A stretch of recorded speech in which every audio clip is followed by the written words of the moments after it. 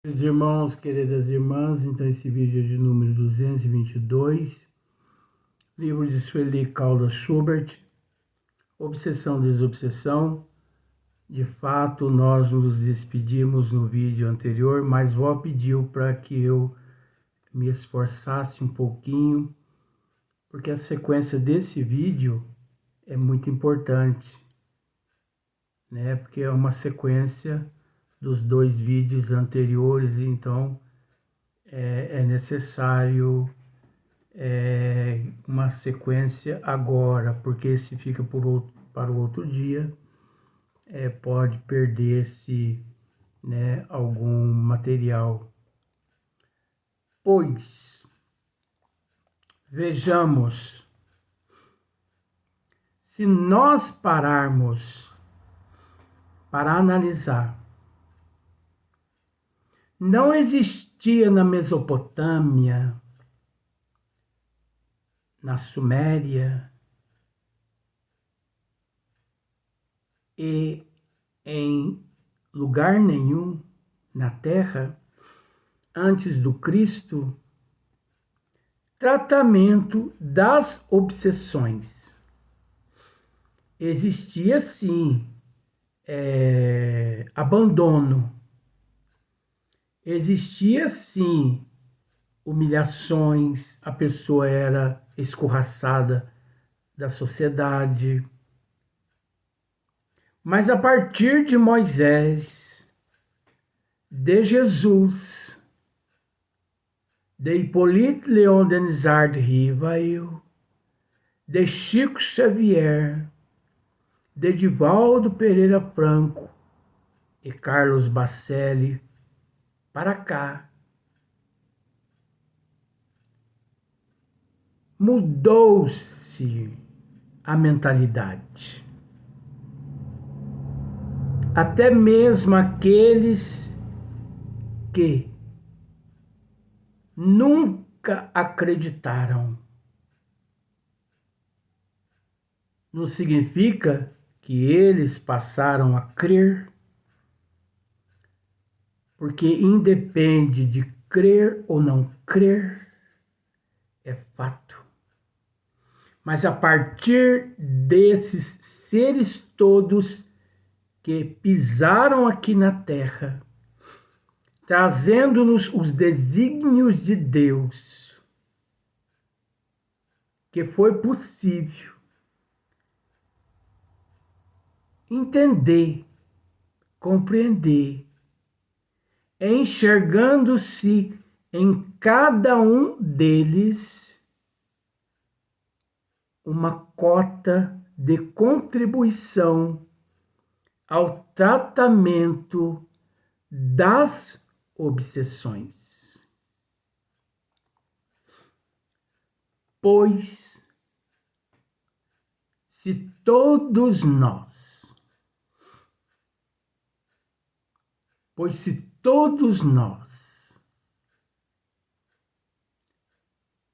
se em prática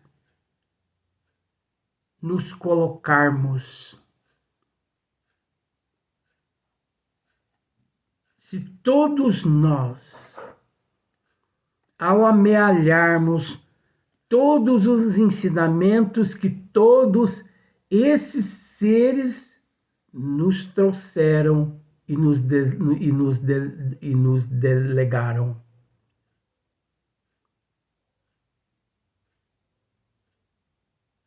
ao colocarmos em prática, nós nos desobsidiamos. Nós encontramos tratamento da desobsessão, ou melhor, nós encontramos tratamento da obsessão em Moisés, em Jesus, em Kardec, em Chico, em Divaldo, Carlos Bacelli, Leon Denis, Camille Flammarion. Nós encontramos em todos esses seres tratamento das obsessões. O que antes de Moisés não existia estas fórmulas. Você já parou para analisar isso? O medicamento, o tratamento veio depois. E por incrível que pareça, em determinados séculos, por falta ainda de conhecimento e por excesso de orgulho e de egoísmo, o catolicismo levou à fogueira milhões de médiuns, alegando bruxos, feiticeiros, hereges e por aí em diante. Mas tudo bem. Não tem problema. Não tem problema nenhum.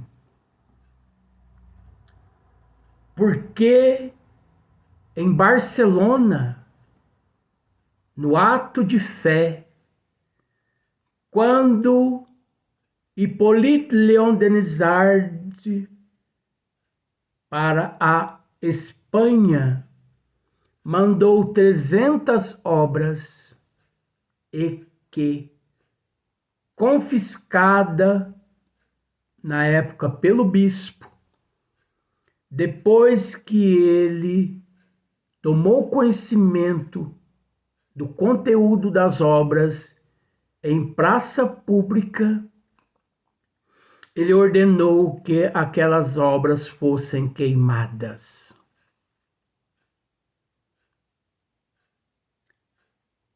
Mas por incrível que pareça, a espiritualidade não se preocupou, porque através daquele ato, o espiritismo se propagou de uma forma tamanha que o bispo, muito decepcionado, ficou na época. Porque milhares de pessoas, no momento em que as labaredas consumiam aquelas páginas divinas, muitas pessoas interessadas por aquilo que estava sendo queimada adentravam as labaredas e assim recuperando algumas páginas, algumas obras, estudando-as. E a partir daquele momento, Hippolyte Léon Denisard Rivail não dava conta de despachar para vários países no mundo obras solicitadas não só pelos espanhóis, e sim por outros seres de outros países, porque as pessoas, ao ler aquelas páginas queimadas, viram que não havia nada de errado, e sim só esclarecimento, de forma que o espiritismo, muito divulgado no ato de fé, nas 300 obras queimadas pelo bispo, daquele momento em diante, o espiritismo foi muito mais divulgado. Assim, quando se queimava um bruxo, uma feiticeira, um hereges, assim, quando sacrificaram Joana d'Arc, o interesse enorme da humanidade em saber por que esses seres foram queimados. E ao estudar as histórias, chegavam-se aos fatos e, desde o momento em que se chega aos fatos, é preciso aceitar, porque não existe nada além de fatos que precisa ser respeitado. E por incrível que pareça, aquele mesmo bispo que em Barcelona ordenou-se a queima daquelas 300 obras no Alto de Fé, reencarna-se na cidade de Uberaba, tendo ele a oportunidade de, na pele de um padre, conviver com Francisco Cândido de Paula Xavier por muitos anos, não sabendo se foi uma prova de Chico ou se foi uma prova ou um resgate do próprio padre, mas que deixa-se para lá. Então, se nós buscarmos em todas as obras deixadas por esses seres, desde Moisés até Chico, Divaldo, Kardec, nós encontramos o tratamento das obsessões. Desde que o indivíduo busque o espiritismo não pelo interesse dos fenômenos de manifestações, mas sim pelo interesse da autotransformação moral íntima. Porque não sei se você sabe, quando eu abro o livro dos espíritos, o livro dos médiuns, o Evangelho, o céu e o inferno, a Gênese, quando eu abro todas as obras de Joana de Ângeles, de Manuel de Filomeno de Miranda, todas as obras de Leon Denis, de Camille Flammarion, de Gabriel Delanne, abro sim estas obras não para estudar fatos alheios a mim. Abro todas estas obras para me reencontrar comigo mesmo. Não pense você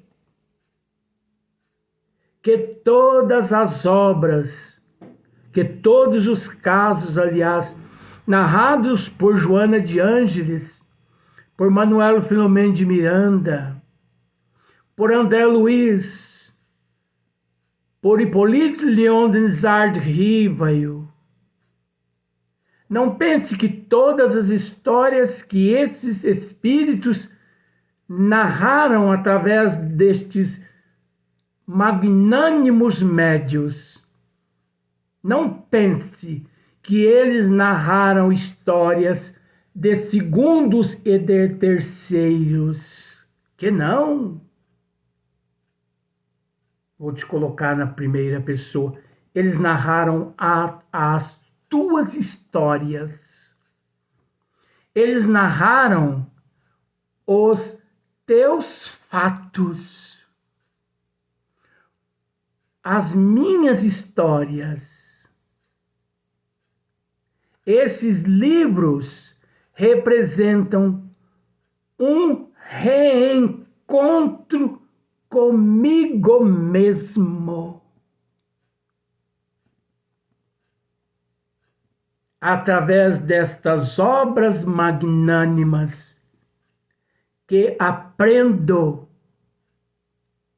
onde revivo as fórmulas de como me portar, de como me desintoxicar, de como me desobsidiar, de como me educar, de como me respeitar e aprender a respeitar, de como não lesar, de como não ferir. Você consegue entender? Porque é um reencontro comigo. Da mesma forma quando você busca um espelho, é que lá no espelho você vê a tua imagem refletida.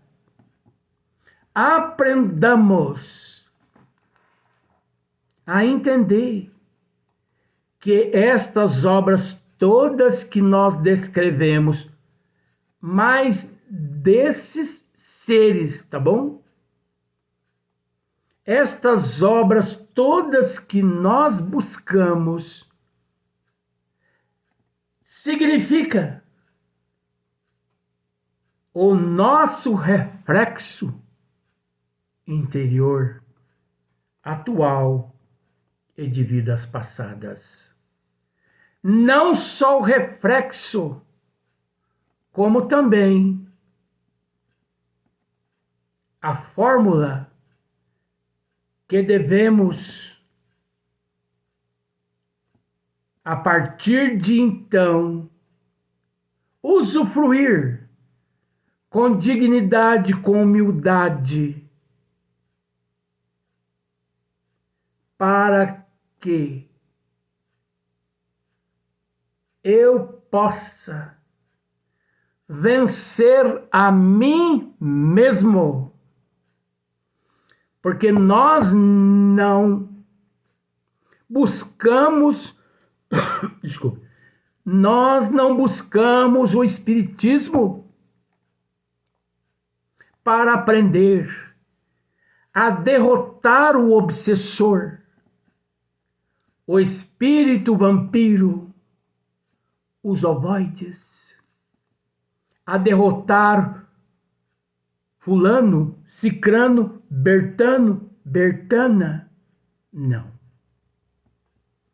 Nós buscamos as obras que compõem a doutrina dos espíritos, as séries que relatamos, para nos derrotar, para derrotar em nós esses monstros que nós trazemos de vidas passadas. E você sabe quais os monstros que nós trazemos? Começa-se pelo orgulho, pelo egoísmo, pela inveja, pelo ciúme, pelo rancor, pela mágoa, pelo ressentimento, pelo não perdão.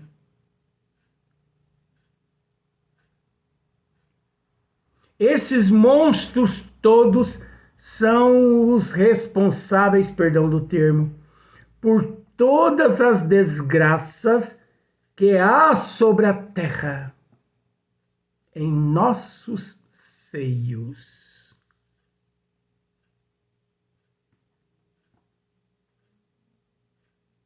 Que o antídoto para derrotar esses monstros em nós encontra-se nas obras que acabamos de citar. Moisés, Jesus, Doutrina dos Espíritos, Chico Xavier, Divaldo Pereira Franco, Carlos Bacelli, Leon Denis, Gabriel Derame, Camilo Flammarion. Nestas obras, nestes médios, nós conseguimos o antídoto para derrotar os monstros que nós trazemos. É graças a esses monstros que hoje nos encontramos enfermos da alma. É graças a esses monstros que ferimos muitos seres em vidas passadas. E quantos milhões ainda na atual existência fere muitas pessoas.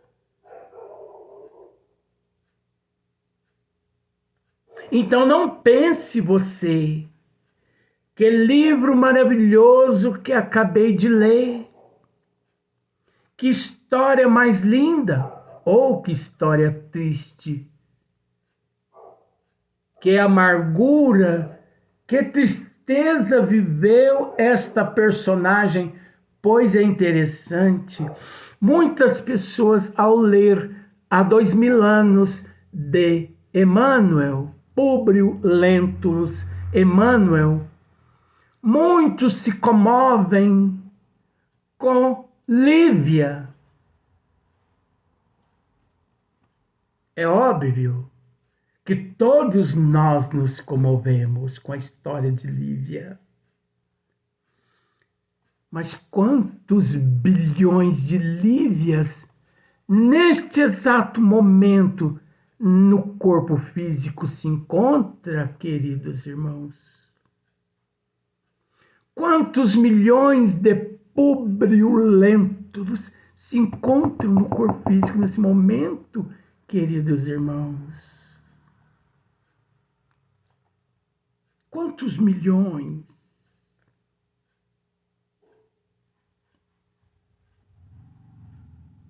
Quantos milhões de seres como Saulo de Tarso no corpo físico se encontram, queridos irmãos?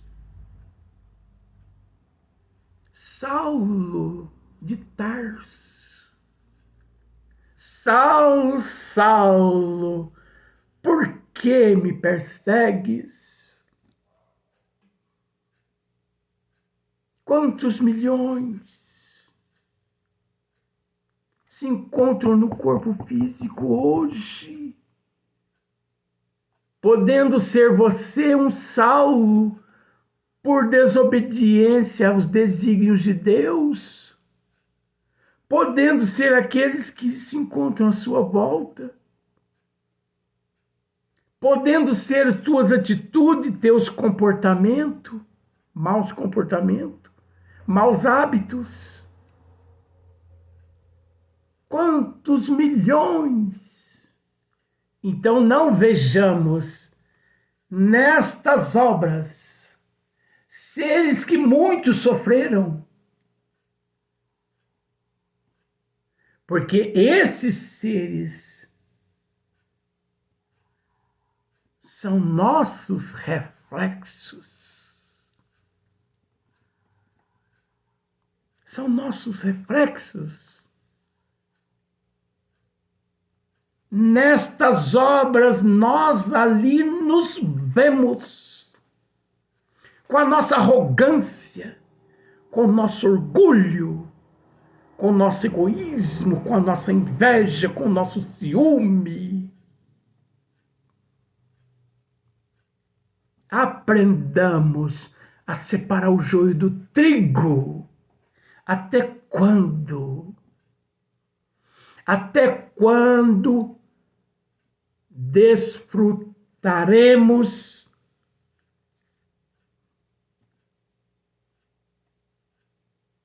desta magnânima seara do Mestre, desse elixir de Deus, equivocadamente? Julgando um, julgando o outro, acusando um, acusando o outro. Isso que eu estou lendo serve para fulano. Isso que eu estou lendo serve para cicrano. Olha, mas eu estou enxergando aqui Bertano e Bertana. Mas a pessoa não consegue ali se enxergar. Oh, queridos irmãos, Por isso que a providência divina assim diz: quantos milhões de seres retornam à pátria espiritual?